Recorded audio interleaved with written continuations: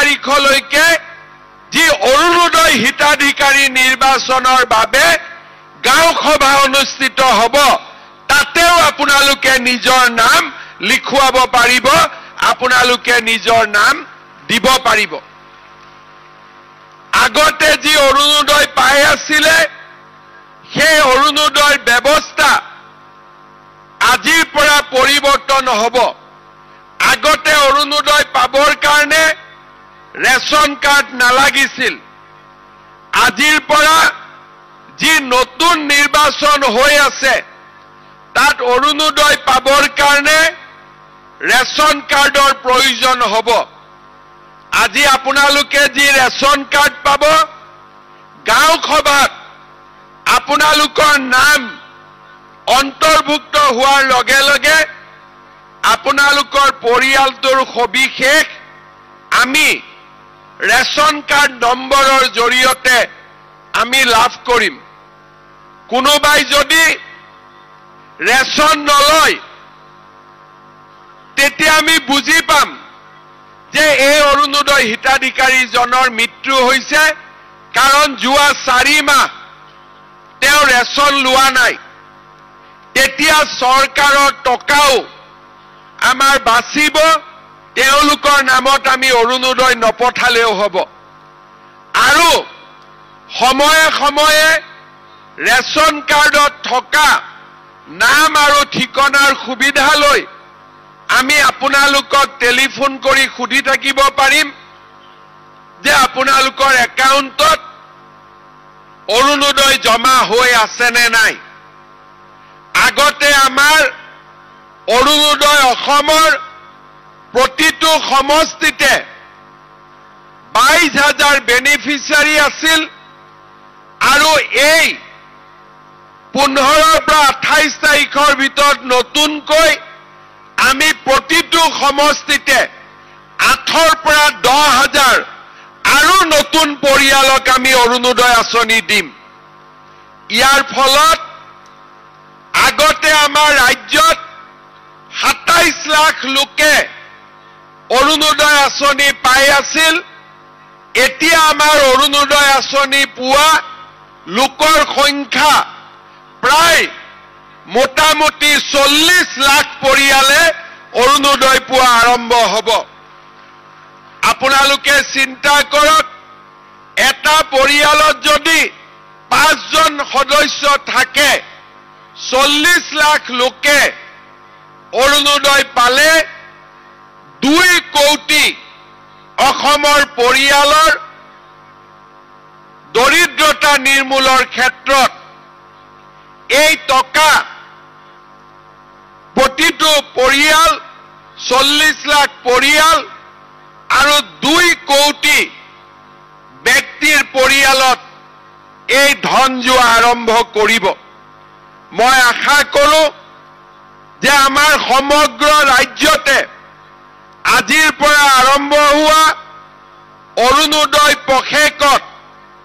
যাতে সকলোজন নাগৰিকে অংশগ্ৰহণ কৰে আৰু অৰুণোদয় আঁচনিৰ সুবিধা লবৰ বাবে আগবাঢ়ি আহে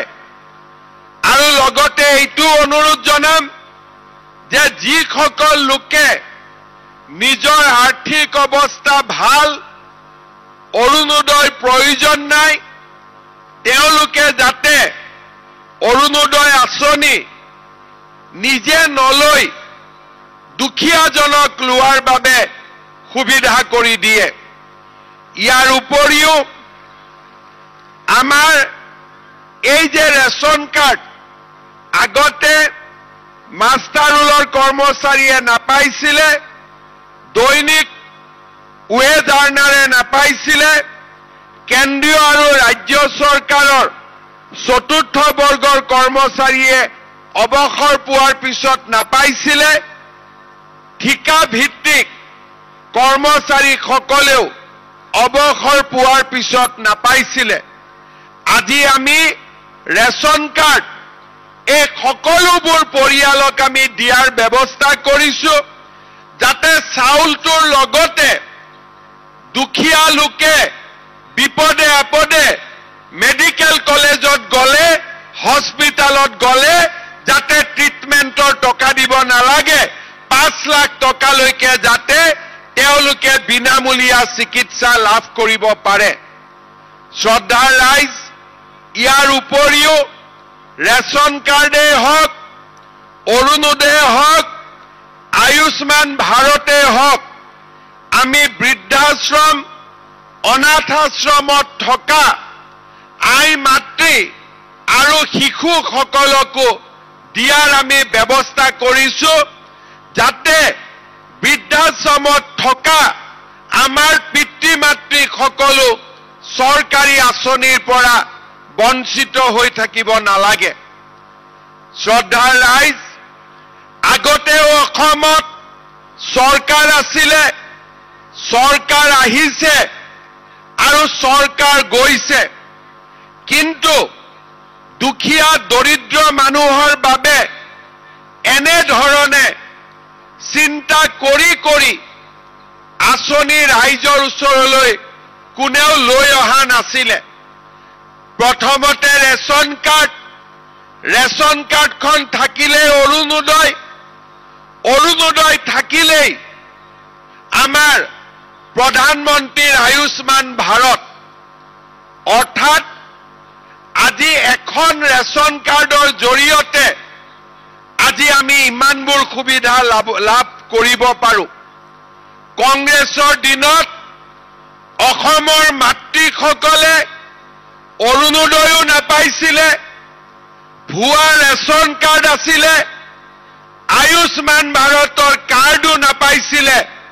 কি পাইছিলে লুঙি ধুতি সূতা আৰু কম্বল এইটোৱে কংগ্ৰেছে আমাক দিছিলে হয়নে নহয়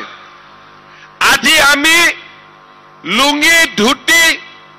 সূতা কম্বলৰ পৰিৱৰ্তে আজি আমি Arunodoi ration card Ayushman Bharat Ujjwala gas আমি এটা এটাকৈ আঁচনিবিলাক ৰাইজৰ সন্মুখলৈ লৈ আহিছো ইয়াৰ লগতে আমাৰ মুখ্যমন্ত্ৰীৰ উদ্যমিতা আঁচনি যি আঁচনিৰ জৰিয়তে আমাৰ আত্মসহায়ক গোটৰ সদস্যসকলে লাখপতি বাইদেউ হবৰ বাবে 10,000কৈ টকা পাব তাৰো তৃতীয় আৰু শেষ পৰ্যায়ৰ ভেৰিফিকেশ্যনৰ কাম আজি তীব্ৰ গতিত চলি আছে 28 তাৰিখৰ ভিতৰত এই মাহৰ 28 তাৰিখৰ ভিতৰত আমি ভেৰিফিকেশ্যন সম্পূৰ্ণ কৰিব খুজিছো যাতে খুব সোনকালে আমি আত্মসহায়ক গোটৰ সদস্যসকলৰ বেংক একাউণ্টত 10,000 টকাকৈ আমি পঠিয়াব পাৰো শ্ৰদ্ধাৰ ৰাইজ ইয়াৰ উপৰিও আমি আৰু কেইটামান দিশ পৰীক্ষা কৰি আছো আমাৰ ৰেচন কাৰ্ডত আমি বিনামূলীয়াকৈ চাউল দিওঁ কিন্তু ৰেচন কাৰ্ডৰ লগতে বিনামূলীয়াকৈ নহলেও বজাৰৰ পৰা কিছু কম দামত আমি দালি আৰু চেনিও দিব পাৰো নেকি তাৰ বিষয়েও আমি চিন্তা চৰ্চা কৰি আছো আমি ভাবিছো যে আমি যদি 4জনীয়া এটা পৰিয়ালত অন্তত 1 কেজি দালিও বজাৰতকৈ যদি 25-30 টকা কম দামত দিব পাৰো বিনামূলীয়া চাউল আৰু কম দামৰ দালিৰে আমাৰ পৰিয়ালটো যথেষ্ট উপকৃত হ'ব পাৰে তেনেকৈ চেনিৰ যদি বজাৰৰ দাম 70 টকা আমি যদি 15 টকা 20 টকাও কমত দিব পাৰো তেতিয়ালে তাৰ পৰাও বহু ৰাইজ উপকৃত হ'ব পাৰে আজিলৈকে অসমত আমি তেনেকুৱা কৰা নাই কৰিব যাওঁতে কেনেকুৱা অসুবিধাৰ সন্মুখীন হ'ম সেই বিষয়েও